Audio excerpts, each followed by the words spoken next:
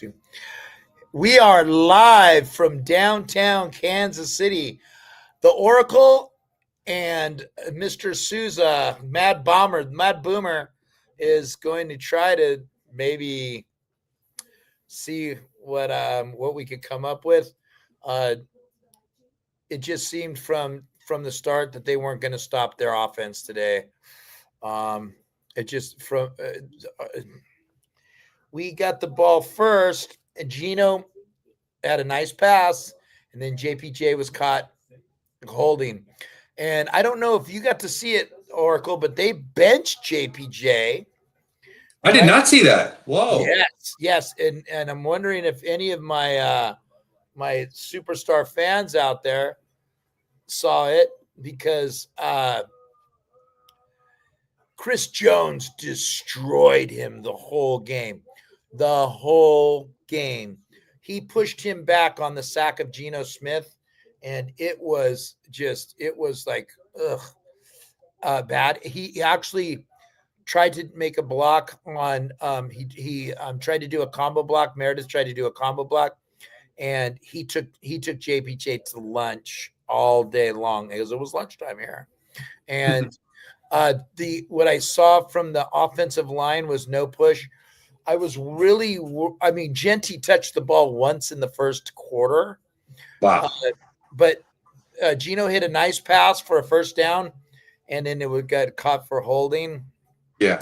And on JPJ. So they brought it back, and then it was 3rd and 19. And it was just that first drive was just horrible. And then Mahomes all day long had like all kinds of time to throw. And he did exactly what I knew he was going to do. In fact, we talked about it. He did the Daniel Jones dink and dunk, dink and dunk, dink and dunk. I was waiting for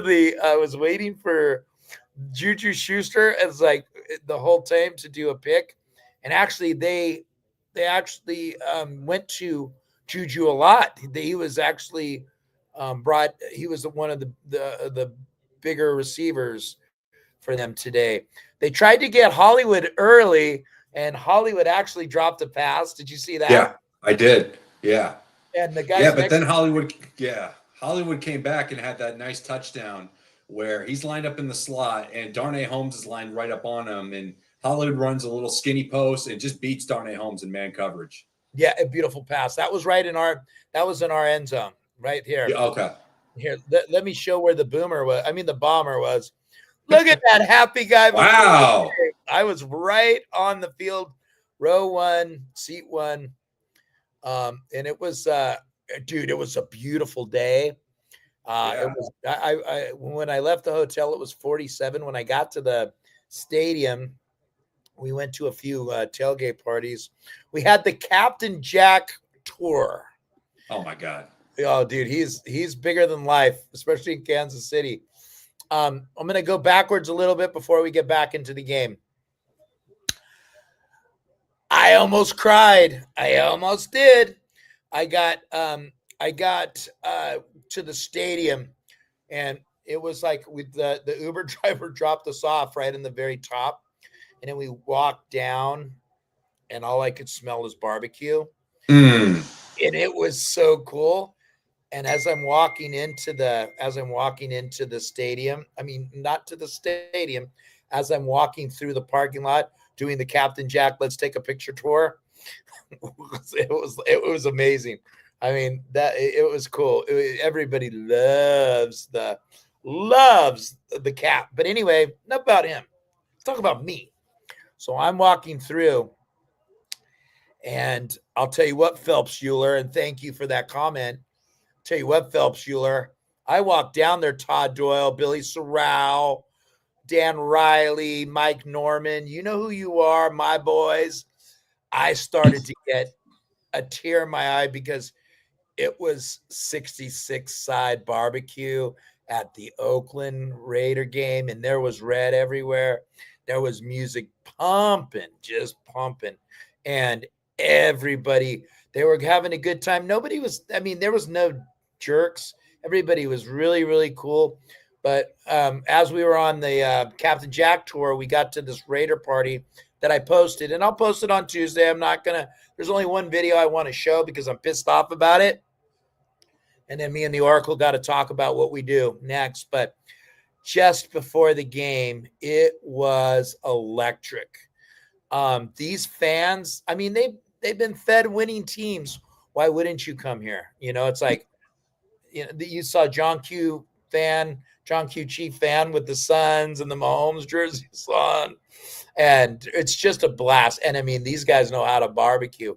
It was amazing.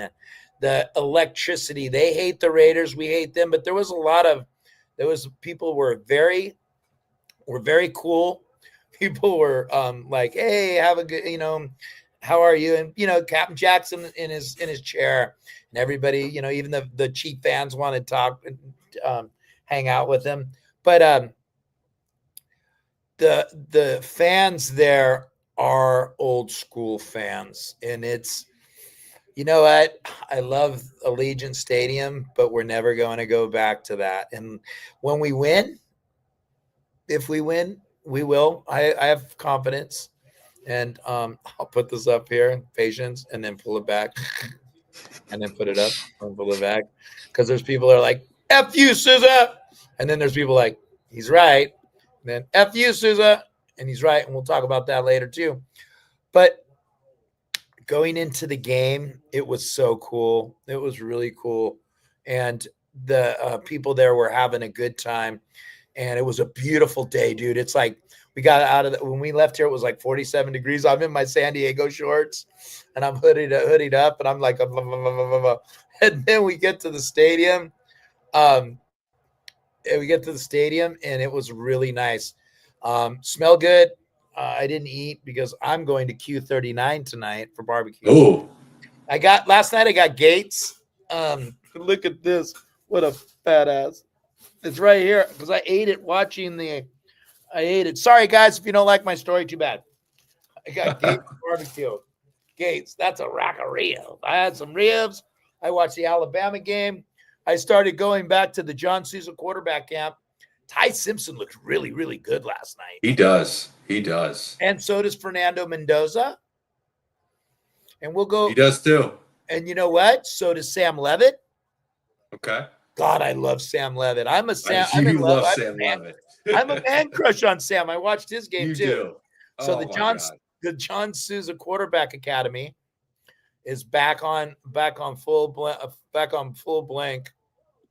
And going into that stadium, I you know, you hope you're going to play a good game, and just by the first couple snaps, I could just tell that the offensive line was not good. Stone Forsythe, who I was, you know, pumping on him, he was not good. He didn't look good. But look, what looked worse for me as the game went on is the defense. After the second quarter, and they couldn't stop anybody, they gave up. And that's what I'm worried about with this. That's what I'm worried about is because they just gave up. I saw, and you know who pissed me off was Landon Roberts. And Landon Roberts, I saw him like kind of go sideways. And we'll get to that, Freitas. We're going to talk about that. He's already asking about JPJ. What it looked like from where I was standing, and I'm going to watch the film, obviously, when I get home, it just looked like the Raiders knew they were going to lose after the second. Like when they went in with the 21-point lead at a halftime in the third quarter, I saw it on the sidelines because I was right behind them. There was no pop. There was nobody making speeches. And then this happened. This shit. Is this legal, Gene Steratore? Right here, this block on Max Crosby? No.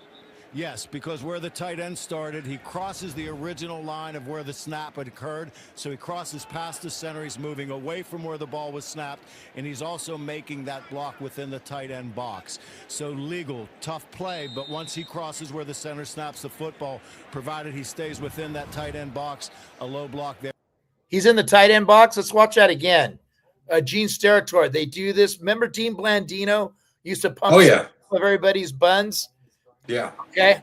Is this legal, Gene Steratore? What? Look at the hash Right marks. block on Max Crosby. Where the because the contact definitely happened on the outside shoulder of Taylor.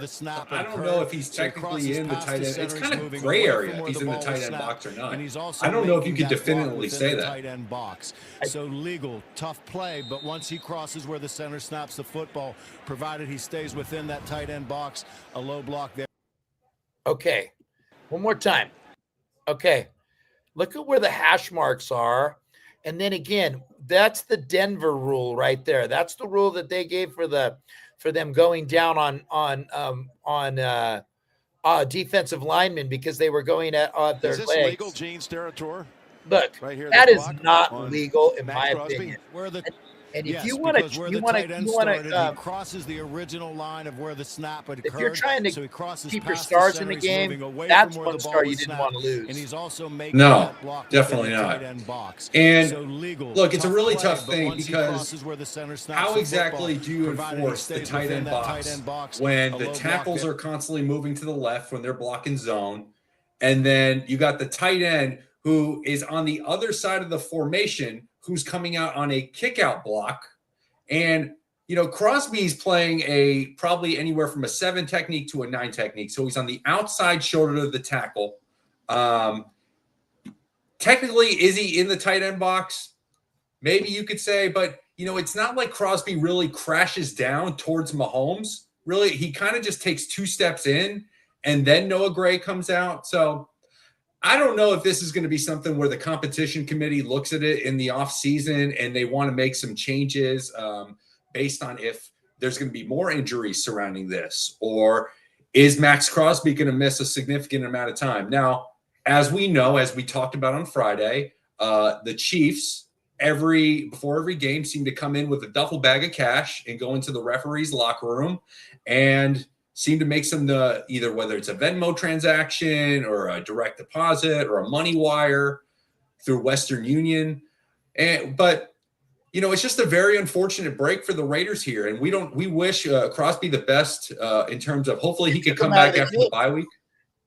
Yeah, took him out of the game. Hold on. Yep, exactly. This is illegal, but legal or not, it took him out of the game. And I agree with that. But that to me is exactly what I've seen us get called on inside the boxes. When I looked at that play, and it was because I saw it on Twitter at halftime. I downloaded it, and we won't show them. We were just going la la la la.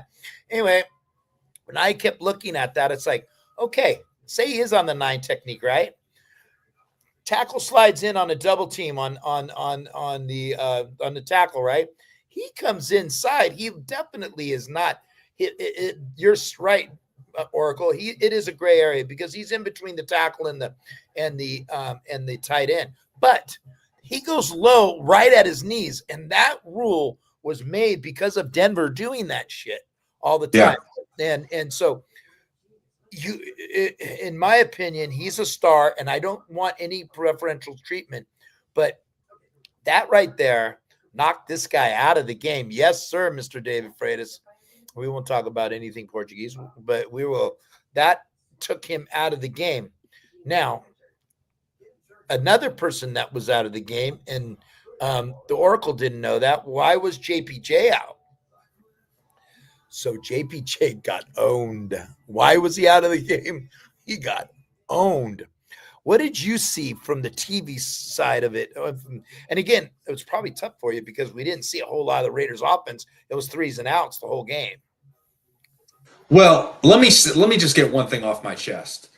I don't know if anyone in the San Diego area was trying to watch the game nationally, but unfortunately, CBS did not have any foot. Now, it's one thing if the Raiders aren't playing, you would think another game would be on. They didn't have any football game on. They had some infomercial on at 10 to 10:30. And so I don't know what to make of that. I don't know if it was on in the LA area. I'm going to assume it was on in the Bay Area as well, considering the 49ers don't have a game. but that kind of upset me a little bit. I was able to watch a little bit on the red zone. Unfortunately, the Raiders on offense didn't run a ton of plays. In fact, they ran so little plays that they ran a grand total of 30 plays, which is the least amount of offensive plays since the year 1999. So, look, when you're dealing with that, you don't have a lot of sample size to run anything. And when you can't get the running game going, when you can't get the passing game going, when Kansas City's doing such a good job on offense of moving the ball, whether it's with the quick passes and the Patrick Mahomes is continuing playing at an MVP level. He completely picked apart the Raiders in zone coverage. He picked them apart even when the Raiders tried to run man, as evidenced by the Hollywood Brown touchdown, where Hollywood Brown just beat Darnay Holmes on a skinny post, made the score 14-0.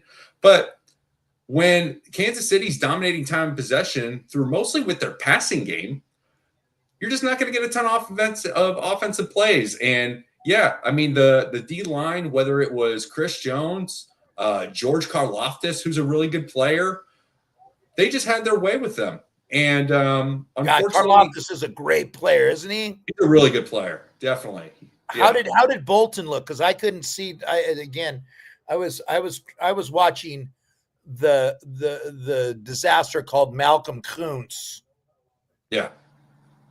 Yeah, and I mean, look, unfortunately, the other thing is Adam Butler went down with a pregame. He injured his lower back in pregame warmups. In pregame warmups, that's what they announced on the TV. We were wondering what was going on. I was looking on Raiders. He wasn't inactive. I looked at the inactives. He wasn't on inactive, so he got hurt before game. Yeah, that's what Tony Romo said on the broadcast, like on the first drive of the game. They mentioned that. Yeah. So he's the defensive lineman with the highest snap count. The one thing I want to ask you, Johnny, I don't know if you remember, it was the second quarter. I believe it was the second quarter. Raiders were down 14-0, and Kansas City has the ball. Jamal Adams gets a sack. And then the next play, Lau drops into coverage for a little bit, and he gets his hand on the ball.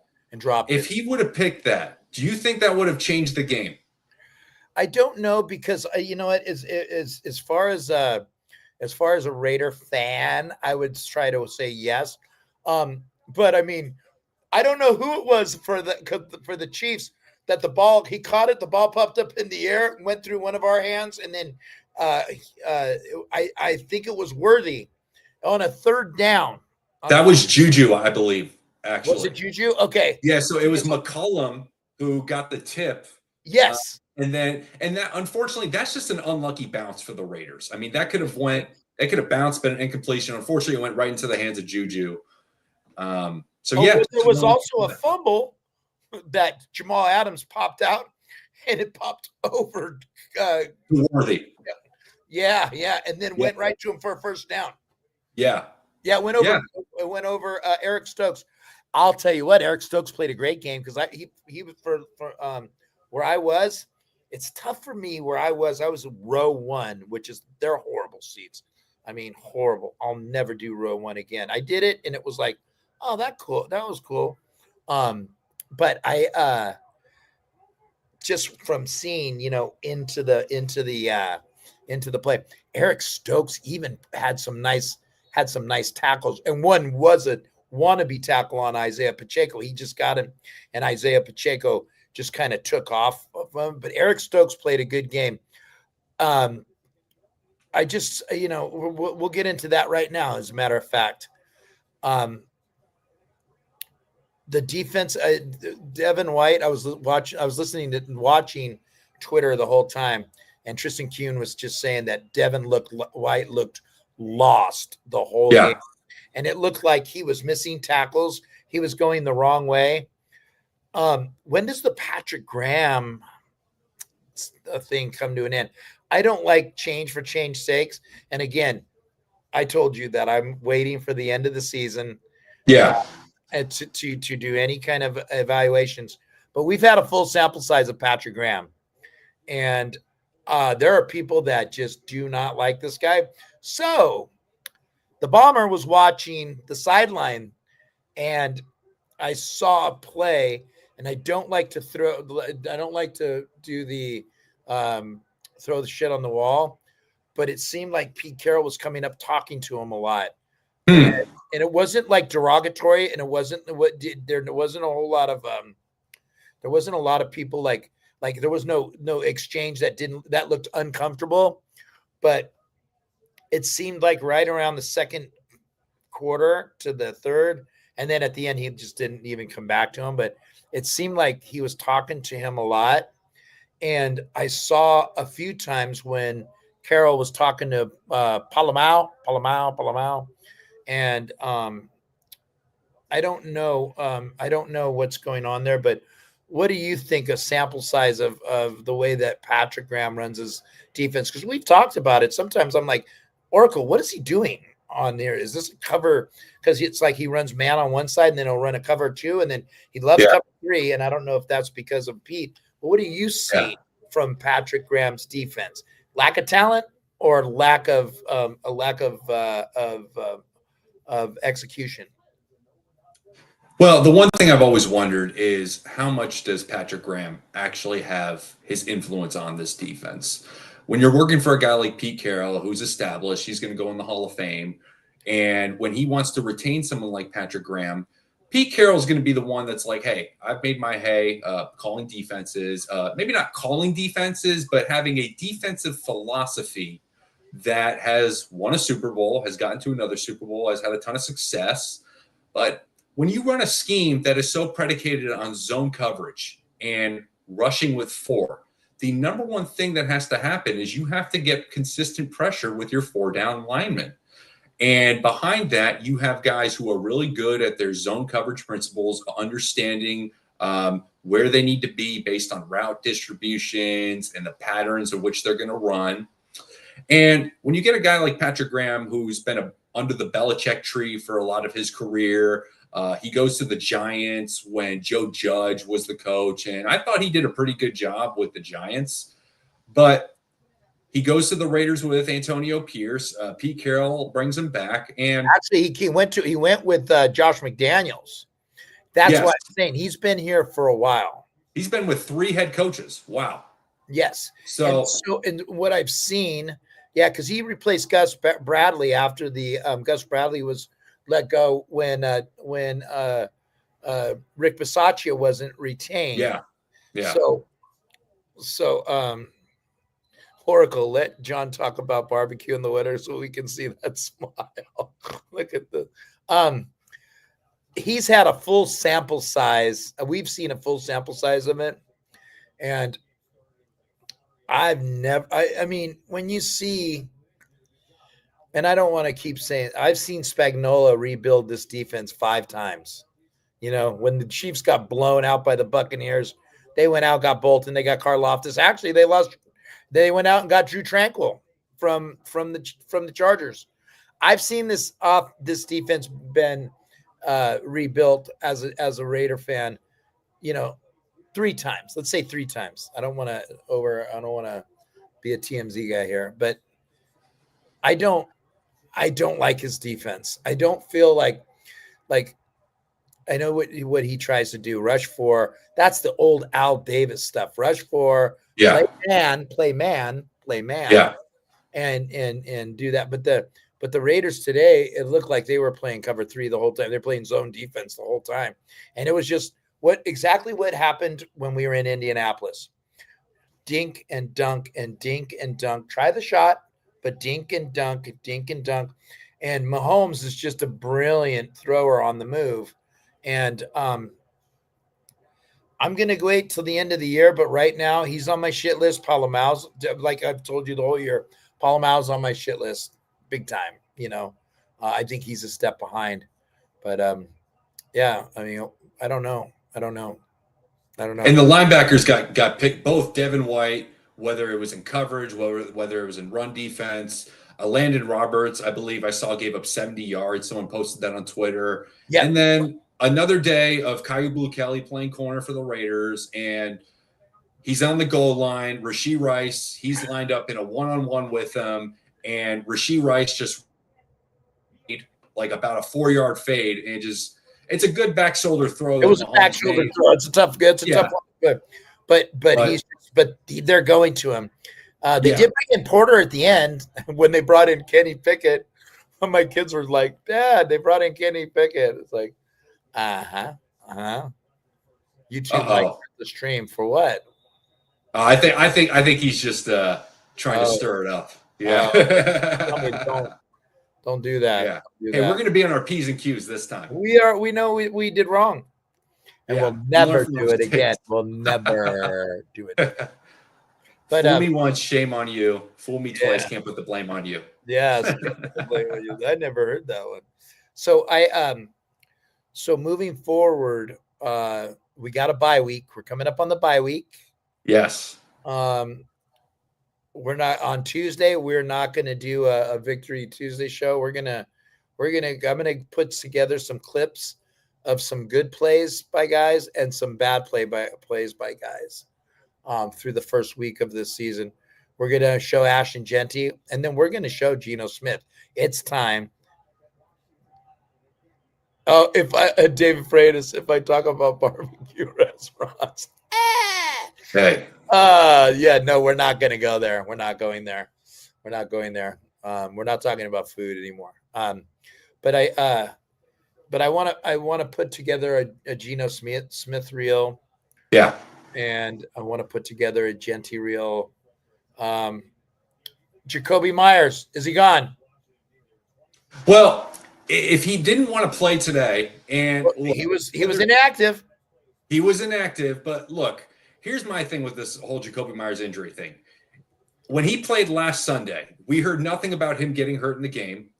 Monday, we hear nothing about an injury. Tuesday, we hear nothing about an injury. All of a sudden, Wednesday, he's on the IR with the toe injury. So what happened between the game on Sunday and Wednesday?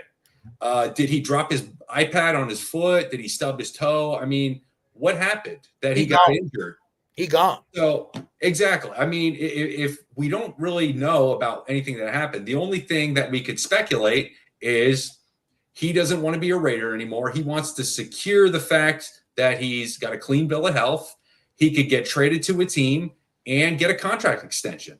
So clearly he's not, look, he could be hurt. I don't want to say anything that's, but we're talking from like, this is the kind of stuff that happens in the NFL.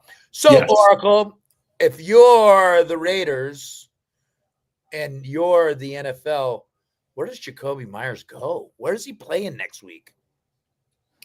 That's a great question. Because we talked about San Francisco wanted him, but now Bourne's just killing it. He is, and we'll see when Pearsall comes back for San Francisco. He's out this week, though, I think. Pearsall's out this week, I think. Yeah, so we'll see how long he's out for. Washington has some injuries at receiver. Who knows how long? McLaurin and all of them are out. All three. Yeah. So if Washington's a team that they have playoff hopes, and if they're going to be banged up at receiver, they may want to get a guy in there who could build some rapport with Jaden Daniels, give him another reliable guy to go to. Who else? Maybe maybe New England. I don't know if New England needs a receiver though. I mean, they got Keyshawn Boutte, who's coming along pretty well. Diggs. Do they want to? Because here's what we talked about on Friday. When you bring in Jacoby Myers, you give up leverage in your negotiating power, because when you trade for a player, you're saying, hey, we want this player, knowing that he wants an extension. So the agent of that player could say, well, hey, wait a second, you traded for the player. Don't you want to keep him? So yeah. Do you want to give up a pick for a 10-game plus the playoff rental? And then what are the Raiders getting in return? Because like you said, he'll be a fourth pick. They'll get a compensatory pick for him, number 4. So what are you doing? Are you dumping salary? What are you doing? What are you doing? Are you telling everybody you're done for the season? I say let him go. And I saw Jack Besh today because everybody around the Raider fans around me goes, we need to let rookies start playing. These rookies don't play. There's some TMZ guys that I was watching that were saying that we should have more rookies playing. And I think they're talking more about Porter than they are Besh. But I'm saying I saw Besh play today. Missed a block, horribly missed a block. You only get better by getting into more and more of situations. Deontay Thornton had a pass. It looked like him and Gino were on the wrong side. Again.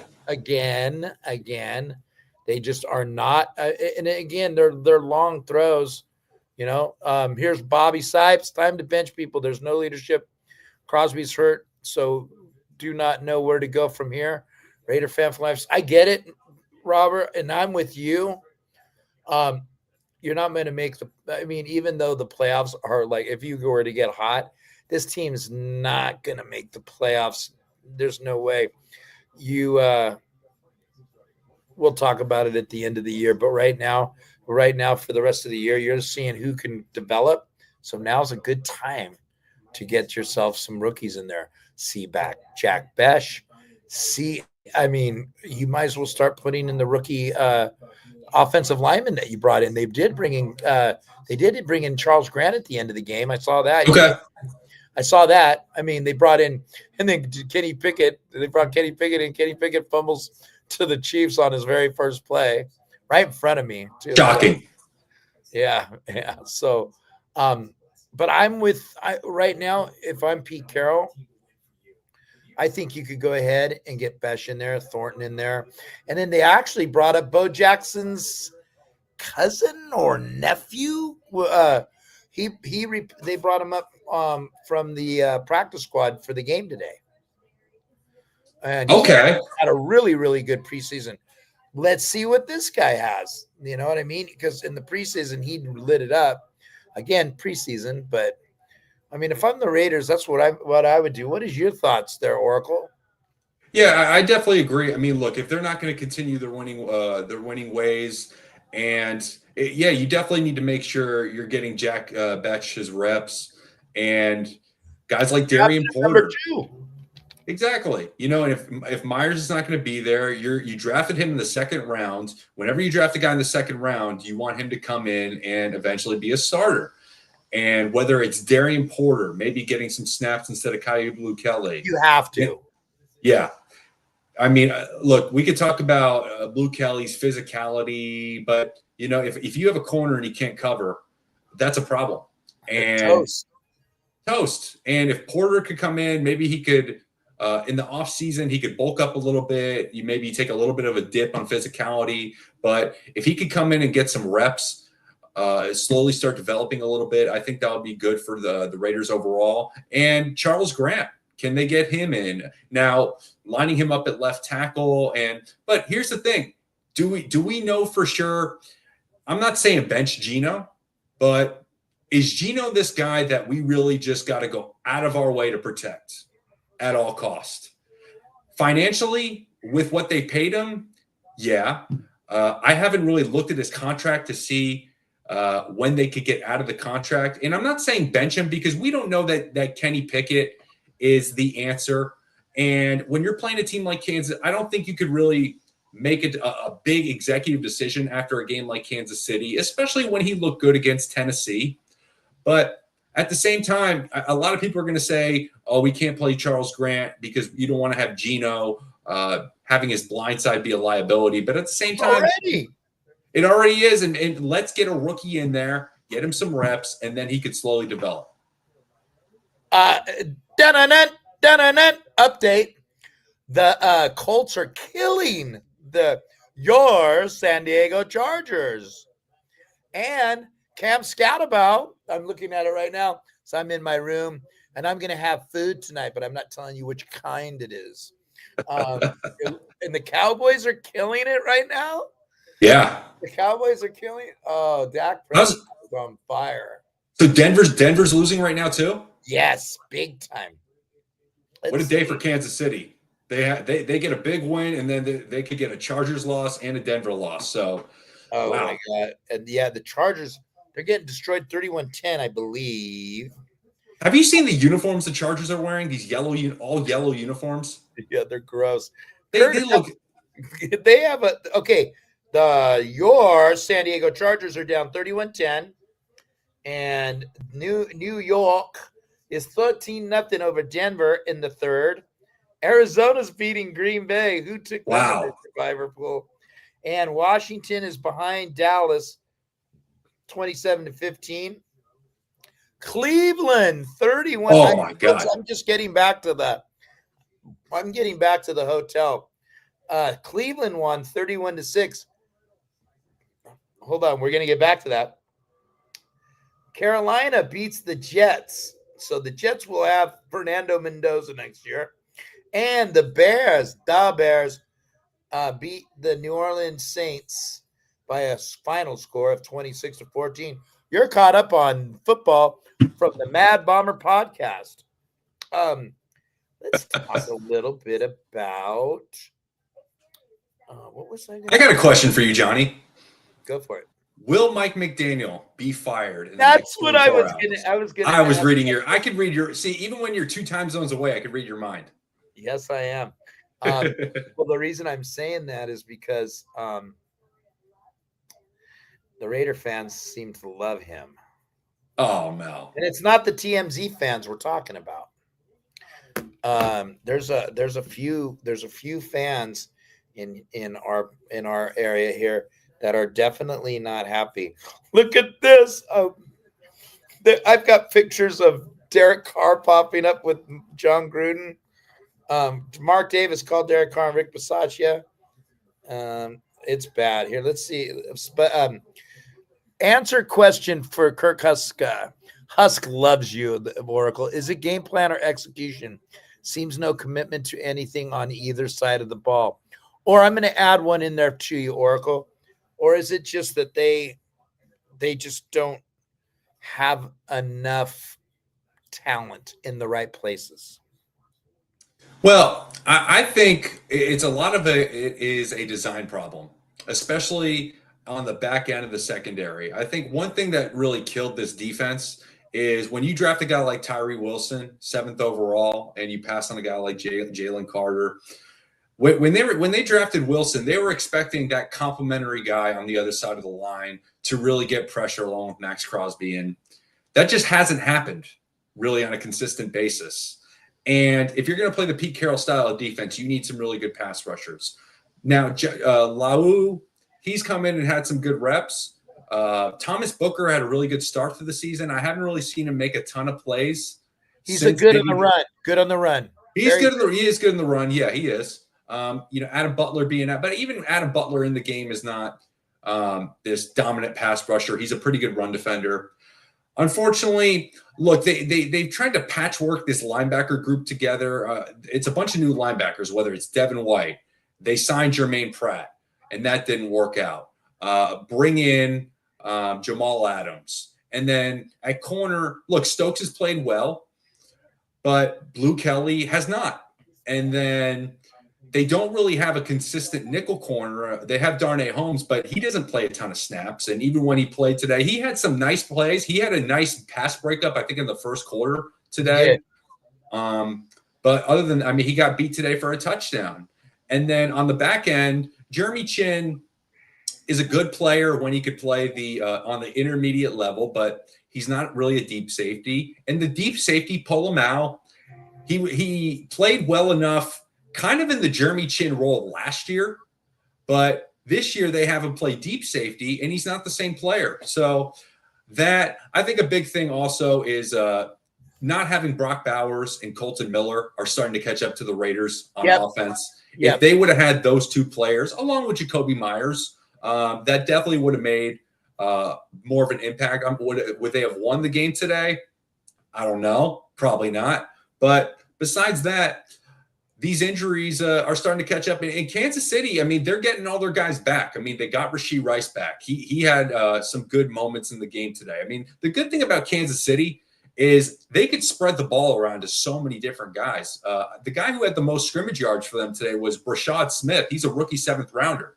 Yeah. So between whether it's Rice, Worthy, Kelsey, Juju, and then the Pacheco, Hunt, And now Brashad Smith, Noah Gray on occasion. They got a lot of guys. I mean, with the Raiders, you're hoping that you got to hope that Ashton Jeanty has a really good game, because if he doesn't, I don't know where this offense is going to go. Bowers was supposed to be the other piece, but he's not in the game. Jacoby Myers isn't on the field. Trey Tucker has nice moments. But let me ask you this. Outside of Jeanty and Trey Tucker today, who is the Raiders' third best offensive weapon? Is it Michael Mayer? Yeah, exactly, which is Michael not ideal. So what I see here, we're going to go ahead and cross the patience off. But there's two things that I want to keep around, and that's Carroll and Jeanty. But I feel what we did dirty, we did. And thank you for the question, Bobby. We should be building around our strengths, not our weaknesses. Great question. Definitely. That's why I put that up there, because I believe as much as all your fans out there want Gruden, want this guy, want Mike McDaniels, those are our two strengths right there. Those are our two strengths. So what we didn't do, what Gruden, your boy Gruden didn't do, is he didn't do his due diligence. Instead of getting Christian Darrisaw, he went out and got Alex Leatherwood, and then Damon Arnett, Cleve Farrell, John Abrams. Where are they? Are any of them even playing in the NFL? No, those are your number one picks. I think Cleve Farrell's on somebody's practice squad right now. I think he went back to the Niners. But Robert, what a great question. We should building around our strengths. Dude, we're already in the middle of the season. And I can tell you right now, without getting to week 17 when we do our full analysis, that we did Josh Jacobs dirty by not getting him an offensive line. We actually got rid of Gabe Jackson. We actually got rid of Rodney Hudson. Well, he was past his prime. Well, you know what? He played a year or two with the Cardinals, and he did get hurt, and I know that. But we just got rid of him, and then we brought in Andre James, who was really I don't even think he was drafted. And then we started doing the Jermaine Illuminar. Well, he's good. No, he's not. He's not Joe Alt. And then we got Greg Von Rotten. Okay. Greg Von Rotten tells you the whole thing. In fact, both of those Fukaktas are playing for the Giants right now. But Robert Sipes, great question. I don't think Carroll. I think Carroll wanted the job. You know, he was off for a year, so he has told Mark Davis and Spytek and Tom Brady, I bet I can make this team win. And it's like, I've made every team win, and he got the job. And now he's saying in his press conference, somebody just put it up, said, "Yeah, I didn't know that we were this bad," you know, or something to that effect. I'm paraphrasing. Sorry, TMZers. I'm not that guy. I don't know. But I'm telling you right now that it seems to me like you already saw Josh Jacobs fail with the Raiders. But what happened when he got an offensive line in Green Bay? What happened? And that's exactly. Let's not do the same thing to Ashton Jeanty. This guy's different. Even the runs he had today with no lines and no hits, he hits the holes fast. And then they finally threw him a ball out of the backfield, and he went crazy with it. So like you just asked me, who are the three best players? Ashton Jeanty was number one, in my opinion. And then Michael Mayer. When we get back Brock Bowers, we may get better, but we still have glaring weaknesses on the line. And, Colton Miller, I was really high on Stone Forsythe, and he actually played a good game the first game, but, man, he got dominated today. JPJ got benched because Chris Jones, and it's funny, Chris Jones went on JPJ. You think they would have mismatched him and put him on Dylan Parham's side. Maybe they see something. Maybe Andy Reid saw or Spagnuolo saw something different. But I'll tell you what I did see. JPJ got benched, and I don't believe in rumors, but there's rumors out that what happened with JPJ, maybe he's not taking this serious enough. He may not be. I don't know. I'm not going to speculate. I just believe that we got Pete Carroll. I'm going to be worried about him if on week 17 we're saying teams quit, because we've had a 40 spot. Tristan Kuhn just brought this up. We've had three blowout games now. The 3 losses are out of the 4 are blowout losses. So my son Not said good. JPJ got his lunch money taken today. Did anybody see was he hurt, or was because Alex Kappa came in and gave up a sack like immediately? He looked horrible as well. So if anybody saw what happened to JPJ, because I haven't seen anything. Well, if he's not hurt and then he is not playing next week, I think it's more than just his ability on the field to get the job done. I think it might be a little bit of something with the coaching staff wanting to send him a message because they're upset with him. Because right now, he is their best lineman. You can't say that there's another lineman on the field currently that is better than him, that has the track record, even if this is only his second year in the league, that's had the track record that he has. So if he's getting benched and it has nothing to do with the score being really high, we don't want him in there. I don't really know what to make of it other than the coaching staff wanting to send him a message. So that would be concerning, definitely. He was the center in OTAs. Yeah. And then he's not. And then when he got to training camp, within a week, they were already having Jordan. There was Jordan Meredith at center. Wait, what's going on? Is JPJ hurt? Okay, so did you study for the bar exam?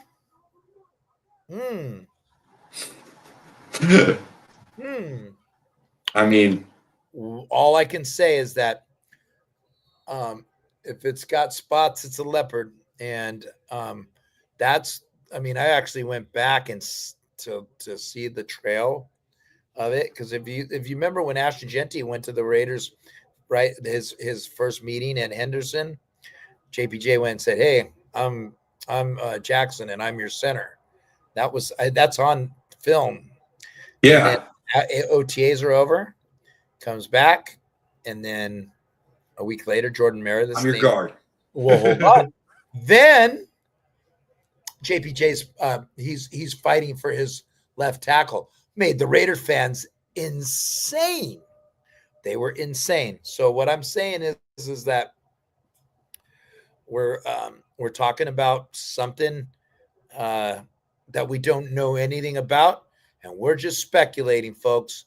We're just speculating, and that's kind of where we're at with that talk. So Oracle,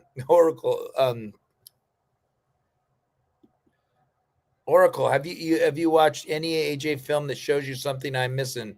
His college clips are insane. I think what he's asking is it his fault? No, because we have plenty of tape with the Raiders this season where he's playing really well. He's showing great contact balance. He's even looked good in the passing game. So, look, when you're playing at Boise State, and even when he played at Boise State against really good competition like Oregon, he was able to have some really good games. He really showed off his incredible contact balance. But look, when you're in the NFL and you're the guy on an offense, you're the number one weapon on the team that the defense is saying, hey, we got to stop that guy. It's going to be a little challenging for you compared to when you're playing in the Mountain West and a team like Fresno State or San Diego State saying like, hey, we got to stop that guy, because they still can't stop that guy. But in the NFL, when you're playing the Chiefs or when you're playing a team, the Colts, like the Colts, yeah, when you're playing the teams that have given the Raiders the business, unfortunately, and when you don't have a complimentary piece like a Brock Bowers, when you have injuries on the line like Colton Miller, JPJ, whatever he's going through, when he doesn't have his good games, and then the Raiders coaching staff is very unforgiving with JPJ. Yes. And whether that's a matter of it being JPJ issue or the coaching staff just not having a lot of patience, I don't know. We are not privy to that information. But no, I definitely don't think it's this whole talk, everyone that said after a couple games that Ashton Genty was a bust, and then he goes out and has an incredible game against Chicago, those people got silenced pretty quickly. And even last week against Tennessee, he had a really good game. But look, no one had a good game for the Raiders this game. If No. you would have had Marcus Allen in his prime, I don't even think he would have had a good game. So What do you see from his vision, though? Because what I saw, and I saw it today, and I got to see it firsthand. And oh my God, TV does not do this sport any justice at all. If you could see the game from where I was, and how big and how fast and how hard they hit, dude, you would have a real different view, because on TV they just all look the same because they're all big. yeah, But man, that when you were talking about Darnay Holmes's his breakup and the right in the middle of the field when Mahomes tried to go deep on him and Palomar did, and anyway, when Darnay Holmes came in and knocked it out, that was right in front of me. I was like on that line watching that play, and it's like, holy shit, this is so fast. These guys are huge. I mean, you see these guys walk by. It's just crazy how big they are. But I just I believe that when you're going to build this team up, I do believe that they need to look for a quarterback. I don't know if it's in the draft. I don't know. I mean, at least get somebody as a backup. I don't know if Kenny Pickett's going to be the answer, but if you're drafting top 5, you're definitely looking for a quarterback. And you know, the only team that I see in front of the Raiders that may need a quarterback is going to be the Jets. If it goes out that way, and I hate going into that thing this early, but we're going to stay away from it a little bit. But with $100 million, close to $100 million, you're going to have to go get offensive linemen, and you're going to Dylan Parham's on a contract year. Do you bring him back? Yeah. Do you? I mean, we're not going to talk about it till the end of the year, but those are the questions that they're going to have to ask. Now, we have a little bit over 8 minutes left for you folks before I have to go eat my. I'm not telling you what. One glimmer of hope today was that our kickoff return coverage got a lot of work. See the positives. Look at this. This is what you get from TMZ free podcasting. Oracle, what did you see from our well-played special teams today? Well, unfortunately, because of CBS not showing the game in the San Diego area, I was able to watch the first 15 minutes of the game on YouTube TV. And I did happen to catch Raheem Mostert's first kickoff at the very beginning of the game. And I thought he did a pretty good job with that kickoff. Great block. I mean, look, they didn't have any special teams miscues. Nope. I mean, they got to punt a lot, so they got to work at their punting. But not the punt return. I didn't. Was there a good punt return in the game? I did not get to see any of that on Red Zone. The Raiders never held them to. I think that they, like, the bad part about this game is, like, Andy Reid took his foot off. He brought in Gardner Minshew. Yeah. And then, like, they were on the 3-yard line, and they just ran it. They ran it like 3 times, and then the Raiders got some bullshit penalty, and then they got down to the 3-yard line, and the Raiders stopped them 4 plays, and they didn't even kick a field goal. They just went for it on 4th down, and then then at the end of the game, they took a knee with like 2 minutes and 30. That's the like. I've never seen anybody take a knee at 2:47 or 2:37. Yeah. And then they ended up, I think they punted it, or I don't even remember. It was just like, almost like they felt sorry for the Raiders at the end of that game. Yeah. It's bad. And the Raiders didn't use their timeouts at the end. Did they use their timeouts at the end or not? No, they let them run down. They used their timeouts in the second quarter, where that's how they scored. Yeah. Brilliantly. Yeah. But back to our positives. Let's talk about our positive. Our positive is that we returned kickoffs today. There we go. And they did a great job on kickoffs today. Yes. So with that, something to build on. We're going to have a victory. The Oracle will be back on Friday We're going to have probably a shorter show on Tuesday, on Victory Tuesday. Victory Tuesday. Holy guacamole, Batman. Oh, Dak. Oh, my God. Dak looks good, Clark. I want Did he to get what's the score in the Dallas game? 27-15. Okay. That'd be a big win for Dallas. It's getting CeeDee Lamb back. Well, so they go 3. They're 2-3. Yeah. The Redskins, take me off YouTube. The Redskins are 3-3, and the Cowboys are 2-3-1. So if they win, they'll be 3-3-1. The Redskins will be 3-4. So that puts the Cowboys over the Redskins. And then, did Philly win today? They did. They won a close one with Minnesota. Oh my God. Carson Wentz was back in town. No, it was in Minnesota, but Carson Wentz was playing the Eagles, and they almost pulled it out. But AJ Brown had his wake up game today. He did. We won't hear any moaning from him in the next coming weeks about him getting the ball. So he got the ball today. I think he had 3 touchdowns. But I'll tell you what. I'll tell you one thing to look out for with Philly. Saquon does not look like the same player as last year. They're not giving him the ball. Yeah. They're playing Ashton Genty with him. They're not giving him the ball. Yeah. I watched the pregame show in the parking lot at the Chiefs game. And hold on. We have a scoring update with 13:51 in the fourth quarter. 3rd and goal for the Chargers on the Indy 15. How'd they get 3rd and goal on the Indy 15? You know, the Chargers. That's a false start. Yeah. Or something. 38-17. 38-17. Raiders don't feel so bad. You got beat 40 to whatever it was. Yeah. And then the Giants with 13-19 in the fourth quarter. Here, if anybody remembers Bill King, give me a grade.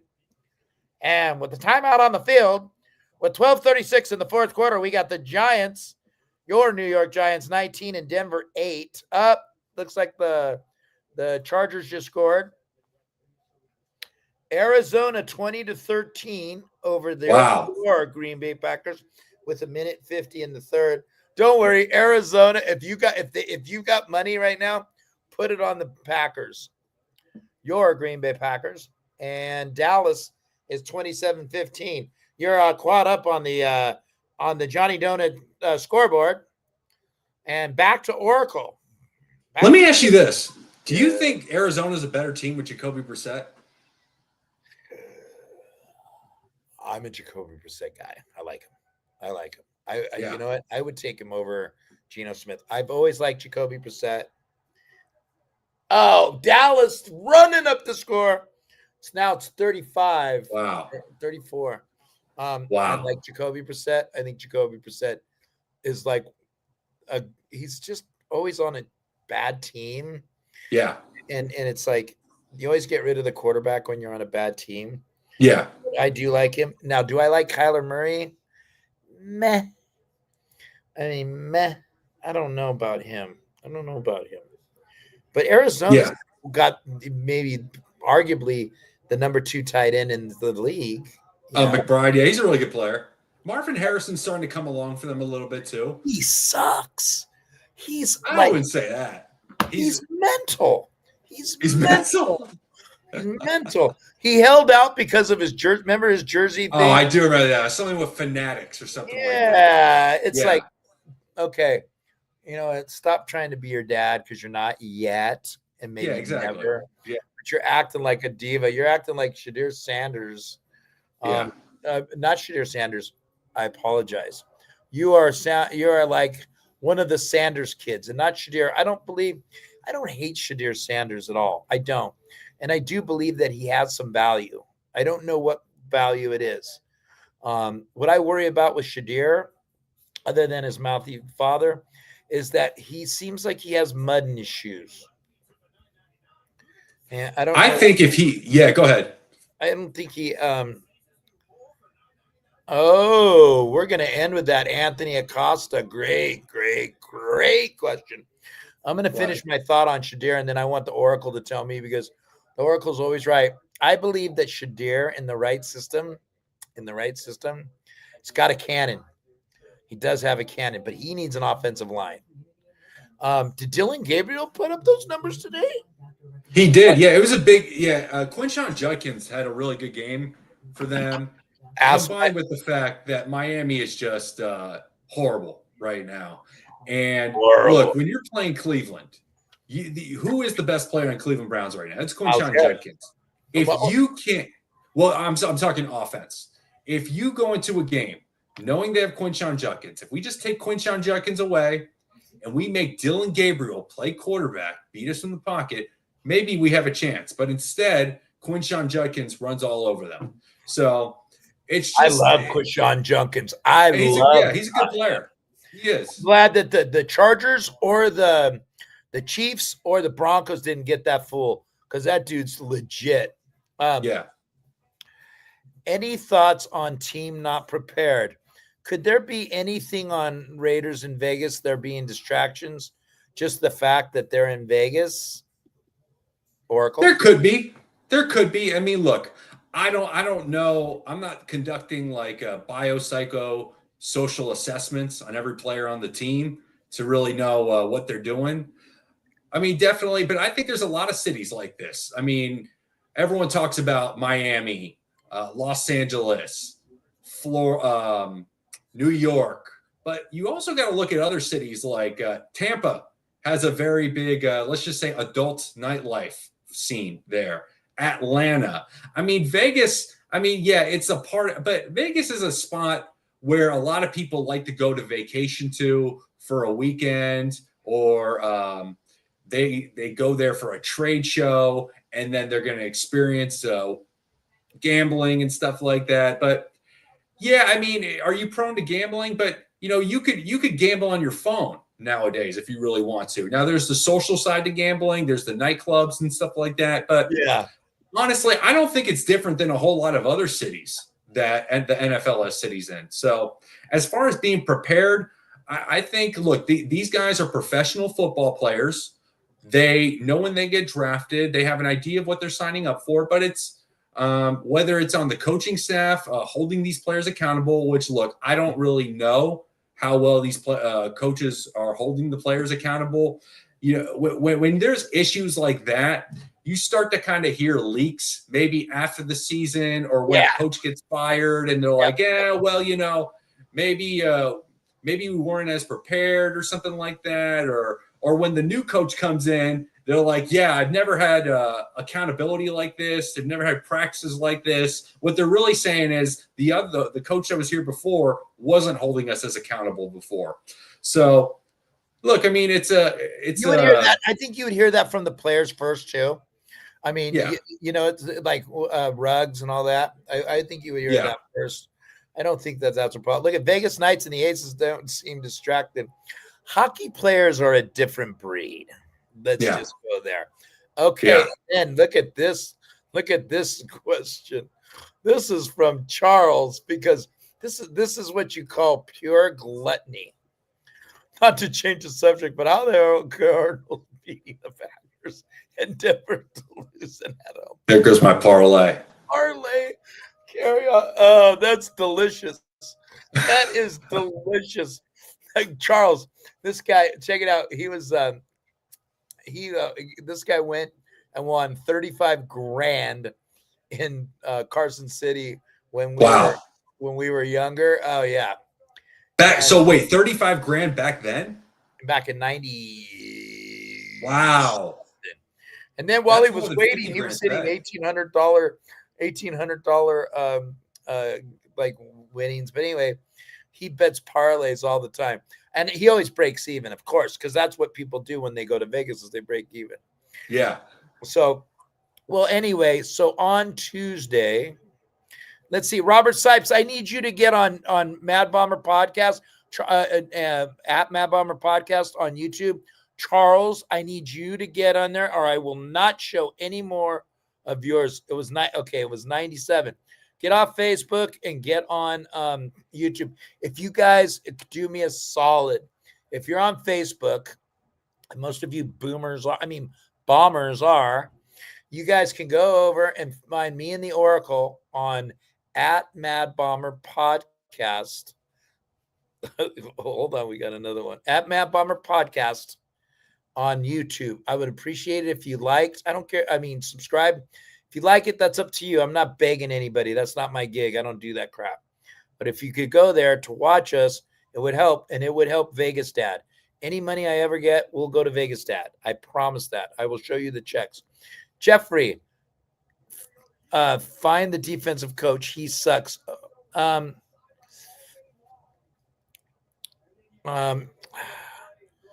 yet. Not to the end of the season, unless there's something that you see. I just don't like. Look, this is the common denominator with the Raiders is firing people, and what I want to do is let's go ahead and do this. Let's go ahead and give him a report card for the rest of the game. If you guys want to talk about firing people, I'm okay with you doing that, but let's bring a report card. What was the report card you had, Jeff, on last game, and why? That's all. I mean, that's all I wanted. I'd ask, and then you can come on with me, or the Oracle and I'll get your email. You send me your email. You can come on and explain it, and that's up to everybody. If you guys have a take on somebody, come on the show and talk to us about it. I would love to have that. Wouldn't you, Oracle? Definitely. One more thing to talk about with the defense, when your offense is not producing and you're constantly having to punt the ball back to your offense, that means your defense has to play a lot more plays. How many plays was it today? Do you have that up? How many plays? The Raiders only ran 30 offensive plays, which is the fewest amount since 1999. And when your defense is going to be on the field for that long, because you got to defend the Kansas City Chiefs play after play after play. I think the Chiefs ran like 70-something plays. Okay, so that's a lot of snaps. Usually there's like anywhere between 100 to 120 plays.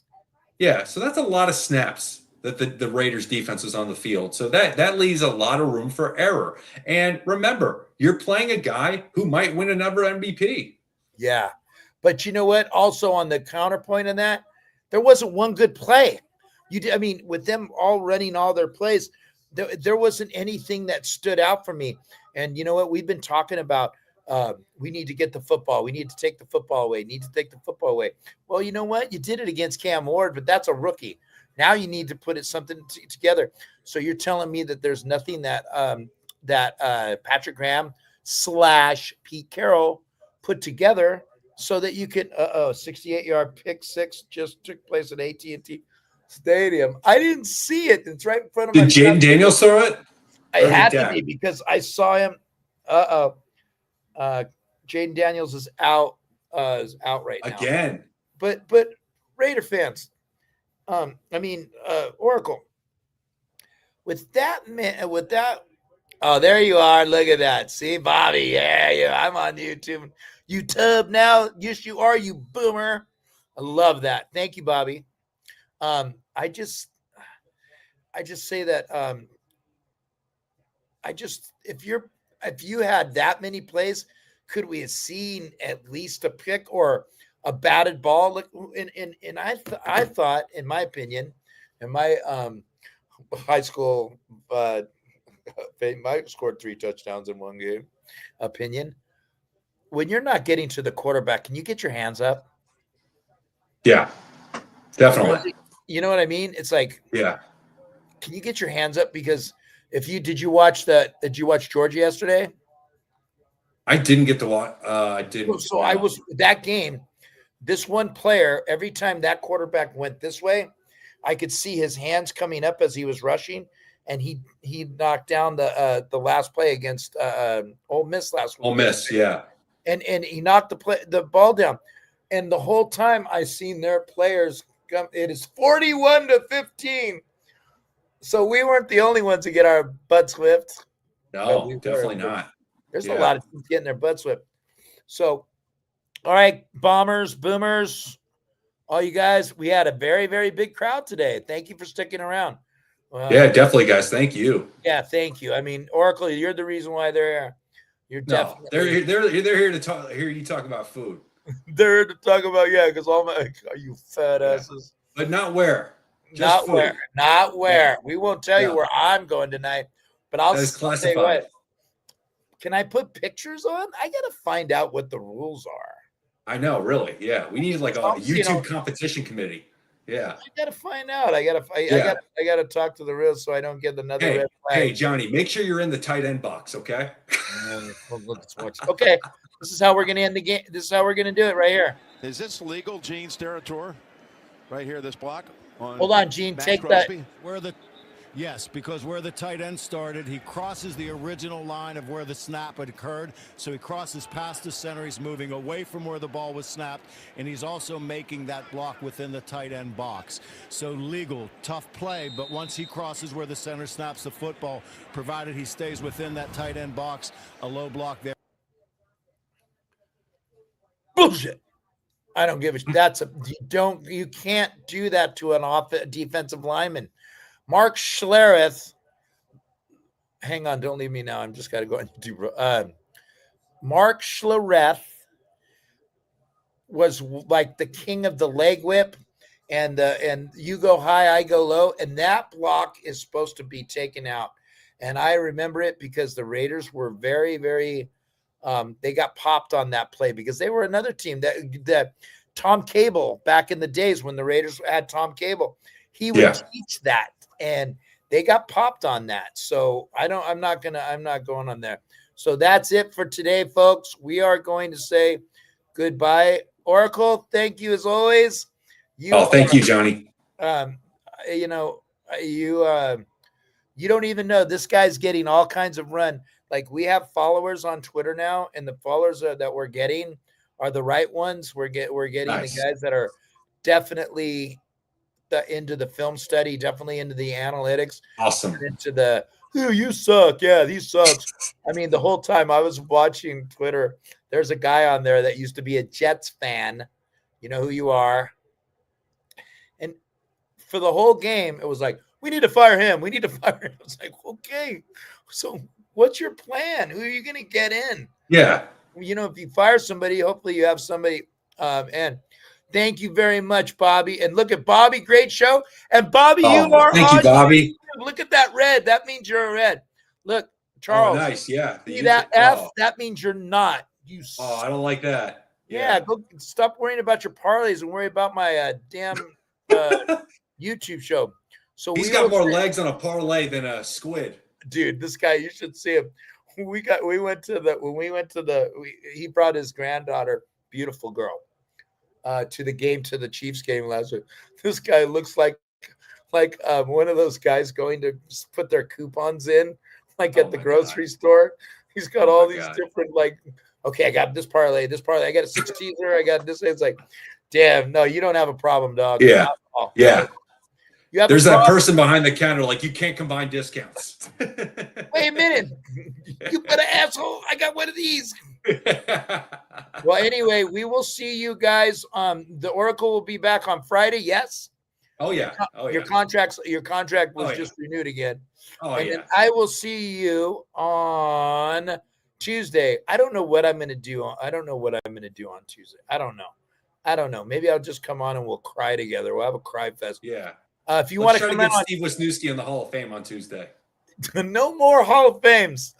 If you want to come on and give me your view, send me your email. Send it to me. Believe me, you can put it on the comments. Send your email, and you guys can come on. We have one last comment. What's this one going to be?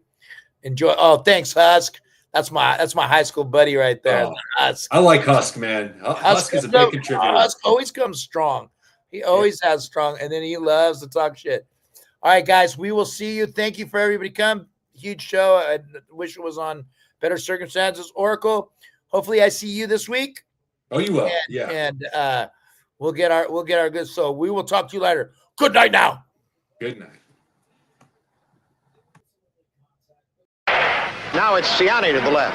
Biletnikoff to the right against Marsalis. Back is Lamonica. Throws for Biletnikoff. Touchdown Raiders! Biletnikoff is is having words right now with Marsalis. Fred caught that ball after quite a physical battle with Marsalis in the right corner of the end zone. He went on out of the end zone, and then instead of slamming the ball into the turf, he ran back in about 10 yards to where Marsalis was and defiantly slammed it in the turf in front of Marsalis. The two tight ends are lined up as tight ends. Back goes Darrell to pass. He's looking for Smith, but instead goes down the middle. Chester, touchdown Raiders! Holy Toledo, what a great call! 19 yards and a Raider touchdown to make it 22-3. Chester had gotten free at the 5 and was all alone in the end zone 2 yards in. The Chargers now have a brilliant opportunity to put this game away. Here's Williams to the left, Garrison to the right, flanks right, Charlie Smith out to the left as a wingback, leaves only one back to block, that's Hubbard. LaMonica back, gets fine blocking, now he throws down the middle, Branch at the 20. Branch at the 18, tripped up, keeps going, reverses to the 15, he's at the 10, he dances down to the 9-yard line. First and goal to go Raiders. 1 minute and 30 seconds left to go, and hang on to your hats. Branch is still in. He goes to the right, slotted inside Biletnikoff. 5 defensive backs in there. LaMonica gives to Smith, sending him to the left. He's got Upshaw in front. He's at the 5. He's at the 2. It's a touchdown Raiders! Charlie Smith from 9.5 yards out. Oakland has gone in front. Clarence Davis is in for Charlie Smith. He's a deep threat on pass reception. Back goes Stabler to pass. Steps away from the rush. He's going to run up the left side. 30, 25, 20, 15.